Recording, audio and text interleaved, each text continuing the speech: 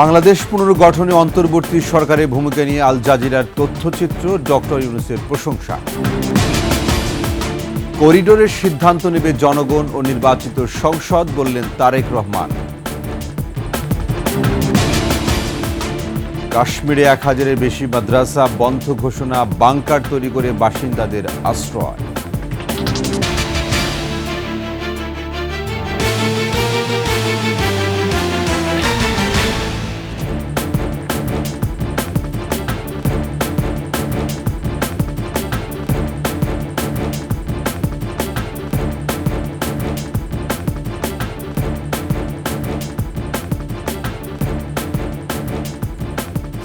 শুনছিলেন সংবাদ শিরোনাম। আমন্ত্রণ 21 সংবাদের সাথে আছে আমি ওয়াহিদুজ্জামান। দর্শক, 21 টেলিভিশন সংবাদ একই সাথে সরাসরি দেখতে পাবেন আমাদের ফেসবুক পেজ www.facebook.com/21 এছাড়া সাবস্ক্রাইব করতে পারেন www.youtube.com/21etv চ্যানেলে।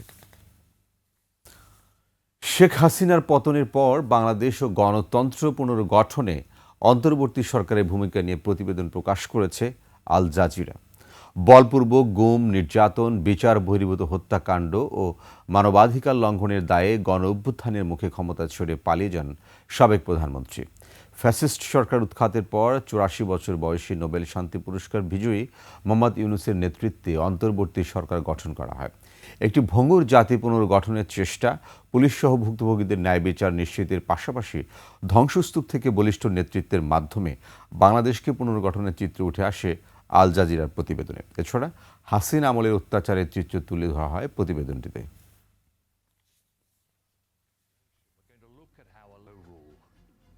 Idealists facing bullets and armored combat vehicles in hope of a better future. Mass killings, it turned into a nationwide uprising to oust Sheikh Hasina. We are not trained for this. This is a challenge since civil administration is not properly functioning, I must say. The police is not properly functioning. Climate of fragile and temporary government is trying to lay the foundations. মানবিক corridor দেয়া না দেওয়ার সিদ্ধান্ত নেবে জনগণ ও নির্বাচিত সংসদ। বিদেশিদের নয়, আগে দেশের জনগণের স্বার্থ রক্ষা করতে হবে। শ্রমিক দলের সমাবেশে এমন মন্তব্য করেছেন বিএনপির ভারপ্রাপ্ত চেয়ারম্যান তারেক রহমান। এ সময় দলের মহাসচিব মির্জা ফখরুল ইসলাম আলমগীর বলেন, রাজনৈতিক দলগুলোকে অবহেলা করে দেশ বিরোধী কোনো চুক্তি করা যাবে না। বিস্তারিত মাহিলা ইসলামের রিপোর্টে। মে দিবস শ্রমিকের দিন, খেটে খাওয়া মানুষের অধিকার আর ন্যায্যতা বুঝে নেওয়ার দিন। ঘামে ঝরা শ্রমের প্রতীকী লাল পতাকা উড়িয়ে নয়াপল্টনে এই সমাবেশের ঢল নামে শ্রমিকদের। সংহতি জানিয়ে যোগ দেন বিভিন্ন শ্রেণী পেশার মানুষও। জাতীয়তাবাদী শ্রমিক দলের এই সমাবেশে ভার্চুয়ালি যোগ দেন বিএনপির ভারপ্রাপ্ত চেয়ারম্যান তারেক রহমান। বলেন, সরকারের একটি অংশ সুপরিকল্পিতভাবে গণতন্ত্রকামী মানুষের মধ্যে বিভেদের সৃষ্টি করছে। জনগণের সংশয় কাটাতে সুনির্দিষ্ট রোডম্যাপ প্রয়োজন। সুনির্দিষ্টভাবে আগামী জাতীয় নির্বাচনের রূপরেখা ঘোষণা করুন। অন্তর্বর্তীকালীন সরকারের কর্মপরিকল্পনার পথনকশা গণতান্ত্রিকামী জনগণের সামনে সুস্পষ্ট থাকলে জনমনে সন্দেহ, সংশয় কেটে যাবে। এ সময় তারেক রহমান প্রশ্ন তোলেন জাতিসংঘের মানবিক করিডর নিয়ে। বলেন, এমন স্পর্শকাতর বিষয়ে সিদ্ধান্ত নেয়ার ক্ষেত্রে জনগণ ও রাজনৈতিক দলগুলোকে কেন জানায়নি সরকার? স্বাধীনতাপ্রিয় জনগণ মনে করে করিডর দেওয়া না দেওয়ার বিষয় সিদ্ধান্ত আসতে হবে জনগণের কাছ থেকে। সিদ্ধান্ত আসতে হবে জনগণের প্রত্যক্ষ ভোটে নির্বাচিত জাতীয় সংসদের মাধ্যমে। আমাদের বক্তব্য স্পষ্ট, বিদেশিদের স্বার্থ রক্ষার স্বার্থে নয়। অন্তর্বর্তীকালীন সরকারকে সবার আগে দেশের জনগণের স্বার্থ নিশ্চিত করতে হবে। সমাবেশে দলের মহাসচিব মির্জা ফখরুল ইসলাম আলমগীর বলেন, গণতান্ত্রিক উত্তরণের উপর বাংলাদেশের অস্তিত্ব নির্ভর করছে। অবিলম্বে সংসদ সংস্কার যেগুলো একমত হয়েছে দলগুলো, সেই সংস্কারগুলোকে আপনারা ইমপ্লিমেন্ট করেন, সেগুলোকে কাজে কাজ করেন, সংস্কারগুলো নিয়ে আসেন এবং দ্রুত নির্বাচনের ব্যবস্থা করেন। যেগুলোতে একমত হবে না সেগুলোর মধ্যে চার্টার অফ রিফর্মসকে সই করে তা পরবর্তী পার্লামেন্টে পাস করার ব্যবস্থা করা। অনতিবিলম্বে যে সংস্কারগুলোর বিষয়ে রাজনৈতিক দলগুলো একমত হয়েছে তা প্রকাশ করার দাবিও উঠে আসে বিএনপি নেতাদের বক্তব্য থেকে। রাজনৈতিক দলগুলোকে পাশ কাটিয়ে কেউ যদি কোনো কিছু করতে চান তার বিরুদ্ধে প্রতিরোধ হবে। মাহিলা ইসলাম, 21 টেলিভিশন, ঢাকা। এর আগে শ্রমিক দলের সমাবেশে যোগ দিতে সকাল থেকে মিছিল নিয়ে আসতে থাকেন নেতাকর্মীরা। বিএনপি ও দলের সব অঙ্গ সংগঠনের নেতাকর্মীরাও যোগ দেন সমাবেশে। দুপুর পেরোতেই জনসমুদ্রের রূপ নেয় পল্টন এলাকা। সমাবেশে যোগ দিয়ে বিভিন্ন শ্রেণী পেশার মানুষ শ্রমিকের মজুরি বৃদ্ধি ও দৈনিক 8 ঘন্টা কাজের দাবি তোলেন। সোহেল সামির রিপোর্টে বিস্তারিত। মহান মে দিবসে জাতীয়তাবাদী শ্রমিক দলের সমাবেশ। রাজধানীর সব পথ যেন মিশেছে এসে নয়াপল্টনে। একদিকে ফকিরের পুল, অন্যদিকে নাইটিঙ্গেল মোড় ছাপিয়ে যায় জনসমুদ্র। ব্যানার ফেস্টুন হাতে শ্রমিকের সাজে ছোট ছোট মিছিল নিয়ে ঢাকার বিভিন্ন প্রান্ত থেকে আসতে থাকেন শ্রমিক দল সহ বিএনপি ও অঙ্গ সংগঠনের নেতাকর্মীরা। নেচে গেয়ে দিবসটিকে বরণ করে নেন তারা। 8 ঘন্টার জায়গায় 10 ঘন্টা 12 ঘন্টা পরিশ্রম দিচ্ছে তারা, কাজ করছে তারা, তারপরও তাদের সঠিক যে মূল্যায়ন, তাদের যে মূল্যটা, এই যে শ্রমের যে মূল্য তারা সঠিক মতো পাচ্ছে না। চেয়ারপারসন বেগম খালেদা জিয়া এবং তারই যোগ্য উত্তরসূরি জনাব তারেক রহমান সবসময় বাংলাদেশের শ্রমিকদের নিয়ে কাজ করতেন। বাংলাদেশের শ্রম অধিকার হবে আন্তর্জাতিক মানের। সমাবেশে যোগ দেন খেটে খাওয়া শ্রমিকেরাও। প্রত্যাশার পাশাপাশি জানান তাদের যাপিত জীবনের দুঃখ কষ্টের কথা। ন্যায্য পাওনাটা চায় তারা। ভবন নির্মাণ করলো শ্রমিকরা, সেই শ্রমিকের ন্যায্য পাওনাটা পায় না। দেশের সরকার, বিশিষ্ট নাগরিক, বিশিষ্ট রাজনীতিবিদ শুধু কর্মসূচি পর্যন্তই ক্ষান্ত, এরা পরবর্তীতে এই শ্রমিকদের পাশে থাকে না। ঠিক মতো আমাদের বেতন দেয় না, বেতনে ঘোরাঘুরি করে। আমাকে রক্ত ঘামে না, পরিশ্রমে মূল্য পাই। পায়ে রোগ নেগে যায়, আটু নেগে যায়, কিন্তু দাম পাই না। আইএলও সনদ অনুযায়ী শ্রমিকের সর্বনিম্ন মজুরি নির্ধারণ ও দৈনিক 8 ঘন্টা কাজের দাবিও উঠে আসে শ্রমিক নেতাদের কণ্ঠে। যদি আমরা নির্বাচিত হয়ে আসতে পারি, ইনশাল্লাহ শ্রমিক স্বার্থে যা যা করণীয়, ইনশাল্লাহ আমার জাতীয়তাবাদী দল সেই লক্ষ্যে কাজ করছে এবং করবেন। প্রধান দাবি আমরা এই বৈষম্যমুক্ত একটা শ্রমজীবী একটা নীতিমালা আমরা তৈরি করতে চাই। যাদের হাত ধরে সভ্যতা নির্মাণ হয়, ঘুরে অর্থনীতির চাকা, সেই শ্রমিকের অধিকার প্রতিষ্ঠায় রাষ্ট্র এগিয়ে আসবে। মে দিবসে এটাই সবার চাওয়া। সোহেল সামি, 21 টেলিভিশন, ঢাকা। শ্রম সংস্কার কমিশনের রিপোর্ট বাস্তবায়নের মাধ্যমে শ্রমিকের অধিকার নিশ্চিত করা হবে বলে জানিয়েছেন প্রধান উপদেষ্টা ডক্টর মোহাম্মদ ইউনূস। রাজধানীর চীনমৈত্রী আন্তর্জাতিক সম্মেলন কেন্দ্রে মহান মে দিবসের অনুষ্ঠানে তিনি বলেন, কমিশনের রিপোর্ট বাস্তবায়ন না হলে নতুন বাংলাদেশের প্রতিশ্রুতি বাস্তবায়ন হবে না। মেহেদী হাসানের রিপোর্ট। মোহাম্মদ শরীকুল ইসলাম। প্রতি বছরের ধারাবাহিকতায় এবারও পালিত হচ্ছে মহান মে দিবস। তবে প্রধান উপদেষ্টা বলেন, এবারের মে দিবস অন্য যে কোনো বারের চেয়ে ভিন্ন, কারণ এটি জুলাই বিপ্লব পরবর্তী মে দিবস। জুলাই বিপ্লব নতুন বাংলাদেশের প্রতিশ্রুতি দিয়েছে, আর সেই নতুন বাংলাদেশ বাস্তবায়ন করতে হলে সবার আগে শ্রমিকের অধিকার নিশ্চিত করতে হবে। সরকার গঠিত শ্রম সংস্কার কমিশনের রিপোর্ট বাস্তবায়নের মাধ্যমেই এটি করা হবে। আমাদের দায়িত্ব হলো আশু করণীয়গুলো দিয়ে যাত্রা শুরু করা, এগুলো করণীয়গুলো সমাপ্ত করার পরে কঠিনগুলো আস্তে আস্তে আমরা রওনা হব। কিন্তু এটা বাস্তবায়ন না করে জাতির কোনো গত্যন্তর নাই। এই নতুন বাংলাদেশ গড়তে হলে আর কিছু কাগজ দলিল থাকার না থাক, এই কমিশনের যে রিপোর্ট আছে এটুকু যদি আমরা বাস্তবায়ন করতে পারি, তাহলে নতুন বাংলাদেশের ভিত্তি রচনা হয়ে গেল। প্রধান উপদেষ্টা বলেন, শ্রমিক অধিকারের ব্যাপারে আইএলও, ইউরোপীয় ইউনিয়ন এবং মার্কিন যুক্তরাষ্ট্রকে দেওয়া প্রতিশ্রুতিও বাস্তবায়ন করতে হবে। আন্তর্জাতিক শ্রম কনভেনশন অনুস্বাক্ষরকারী দেশ হিসেবে বাংলাদেশের শ্রমমানকে আন্তর্জাতিক পর্যায়ে উন্নতিকরণে আমরা কাজ করছি। আমরা আন্তর্জাতিক শ্রম সংস্থার সাথে একটা রোডম্যাপ এবং ইউরোপীয় ইউনিয়নের সাথে একটি সময়াবদ্ধ জাতীয় পরিকল্পনা বাস্তবায়ন করছি। তাছাড়া যুক্তরাষ্ট্র সরকারের সাথেও একটি 11 দফা লেবার অ্যাকশন প্ল্যান বাস্তবায়ন করছি। সরকার এরই মধ্যে 44টি খাতে শ্রমিকদের জন্য ন্যূনতম মজুরি নির্ধারণ করেছে বলেও জানান প্রধান উপদেষ্টা। নতুন বাংলাদেশ প্রত্যয় আবার দৃঢ়ভাবে ঘোষণা করছি। মেহেদী হাসান, একুশে টেলিভিশন, ঢাকা। জামায়াত ইসলামী ক্ষমতায় গেলে নারীদের অধিকার ও নিরাপত্তা নিশ্চিত করা হবে বলে জানান বাংলাদেশ জামায়াত ইসলামীর আমির ডাক্তার শফিকুর রহমান। আন্তর্জাতিক শ্রমিক দিবস উপলক্ষে বাংলাদেশ শ্রমিক কল্যাণ ফেডারেশন আয়োজিত জনসভায় তিনি বলেন, শ্রমিক ও কর্মজীবীরা বিভিন্ন সময়ে নানান ক্ষেত্রে বঞ্চিত হচ্ছেন। টেকসই বাংলাদেশ গড়তে চাইলে মালিক শ্রমিক পরস্পরের হাত ধরে এগিয়ে যেতে হবে। অন্যান্য বক্তারাও একথা বলেন। শ্রমিকদের অধিকার নিয়ে জোর দেন ইসলামী শ্রমনীতি প্রণয়নের। প্রতিপক্ষ আমাদের বিরুদ্ধে অপবাদ ছড়ায়, জামাতে ইসলামী ক্ষমতায় গেলে মহিলাদের আর কোনো কাজ করতে দিবে না, ঘর থেকে বের হতে দেবে না। আমরা আমাদের এই বোনদেরকে নিশ্চয়তা দিচ্ছি, তারা তাদের যোগ্যতা এবং পছন্দ অনুযায়ী কর্মক্ষেত্রে কাজ করবেন। এখন তাদের কোনো সম্মান নাই, তাদের কোনো মর্যাদা নাই এবং তাদের কোনো নিরাপত্তা নাই। সেই রাষ্ট্রে ইনশাআল্লাহ তাদের মর্যাদাও আমরা কায়েম করব, তাদের নিরাপত্তাও নিশ্চিত করা হবে ইনশাআল্লাহ। ভারত পাকিস্তান উত্তেজনার মধ্যে যে কোনো পরিস্থিতিতে সেনাবাহিনীকে প্রস্তুত রাখতে সীমান্তে সামরিক মহড়া চালাচ্ছে পাকিস্তান।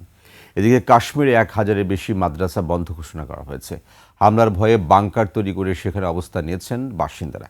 এদিকে মার্কিন প্রতিরক্ষা মন্ত্রীর সাথে ফোন আলাপ করেছেন ভারতের প্রতিরক্ষা মন্ত্রী রাজনাথ সিং। নাইম আহমেদের ডেস্ক রিপোর্ট। কাশ্মীর ইস্যু নিয়ে সংঘাত শুরুর পর টানা 7 দিন সীমান্তে গুলিবর্ষণ করেছে দুই দেশের বাহিনী। উত্তেজনার মধ্যে নিজেদের শক্তিমত্তা জানান দিতে সীমান্তে মহড়া চালিয়েছে পাকিস্তান সেনাবাহিনী। ভারতের সাথে আঞ্চলিক উত্তেজনার মধ্যে পূর্ণাঙ্গ সামরিক মহড়া চালিয়েছে পাকিস্তান। মহড়ায় যুদ্ধ প্রস্তুতি সহ আধুনিক অস্ত্রশস্ত্র প্রদর্শন করেছে দেশটির সেনাবাহিনী। প্রতিপক্ষের যে কোনো আগ্রাসনের তীব্র জবাব দিতে কৌশলগত মহড়া চালিয়েছে তারা। এদিকে 7ম দিনের গোলাগুলিতে পাকিস্তানি সেনারা গুলি চালিয়ে ভারতীয় সেনা বাংকার উড়িয়ে দিয়েছে।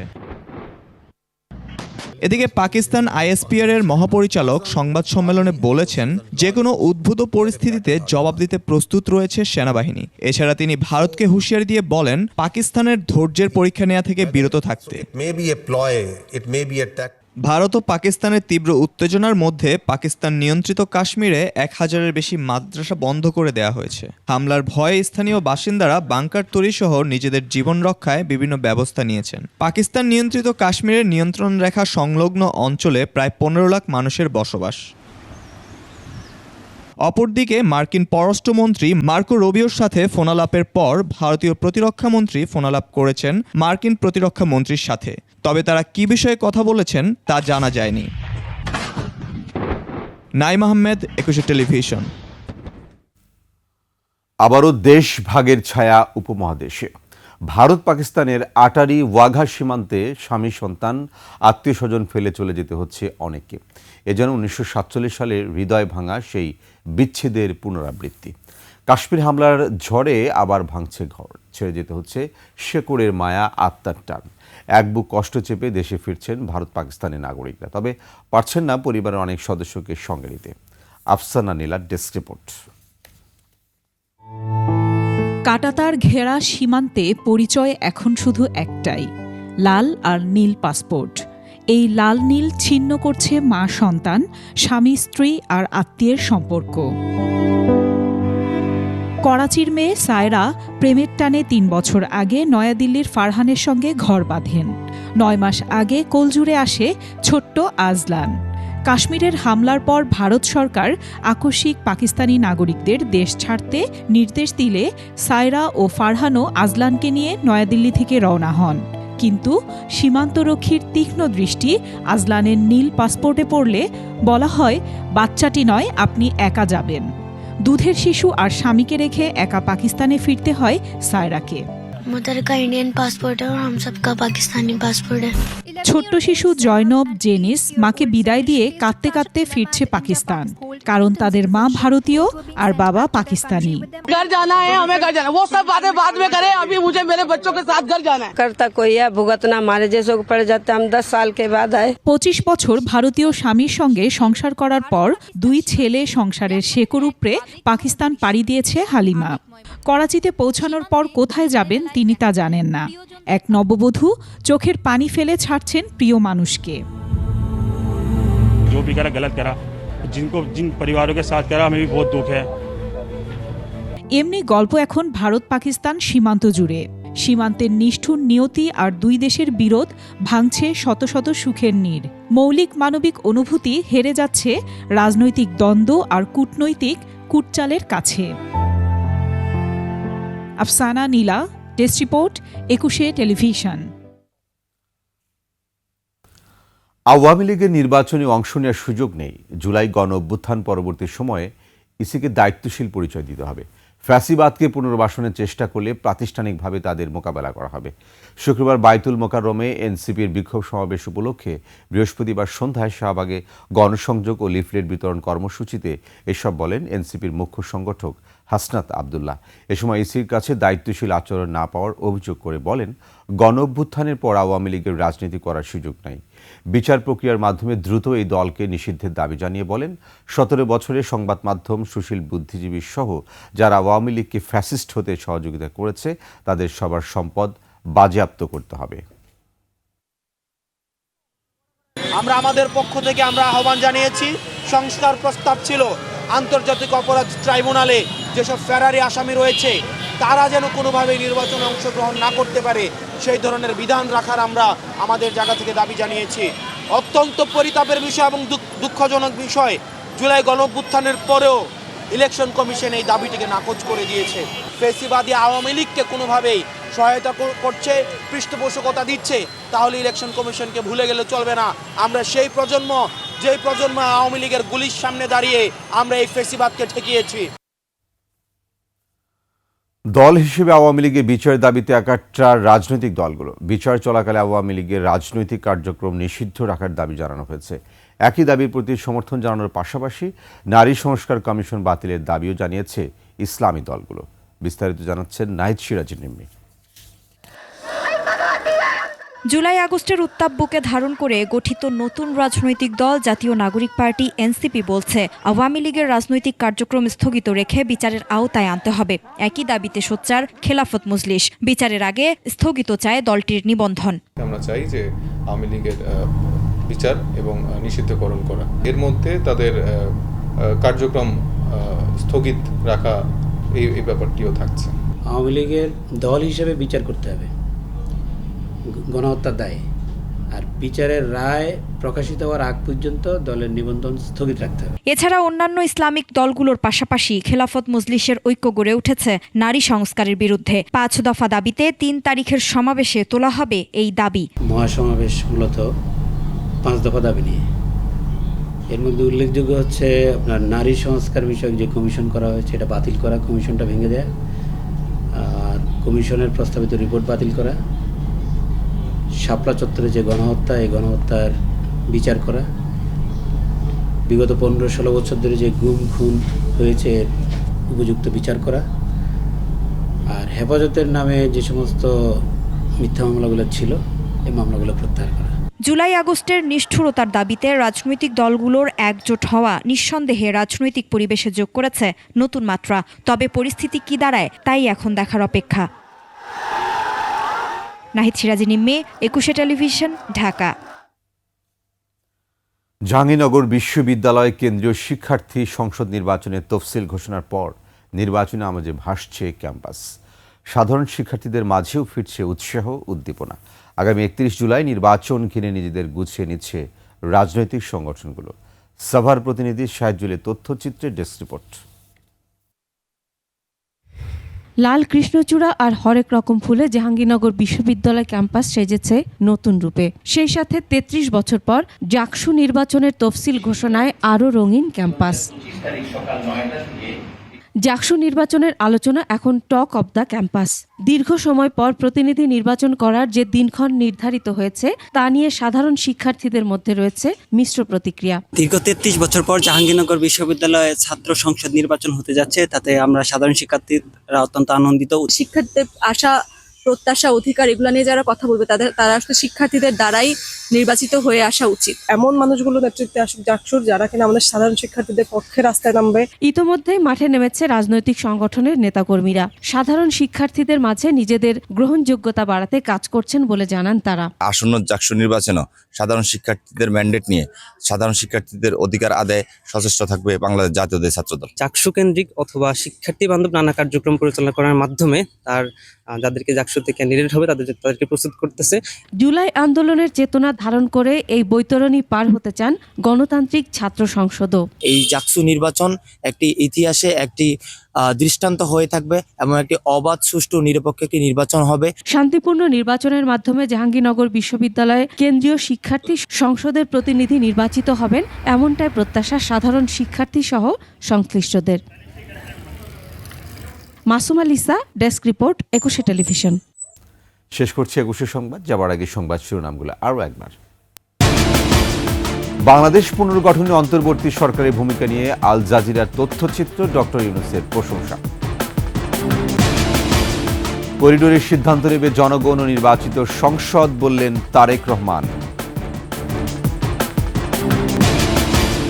কাশ্মীরে ১,০০০-এর বেশি মাদ্রাসা বন্ধ ঘোষণা, বাংকার তৈরি করে বাসিন্দাদের আশ্রয়।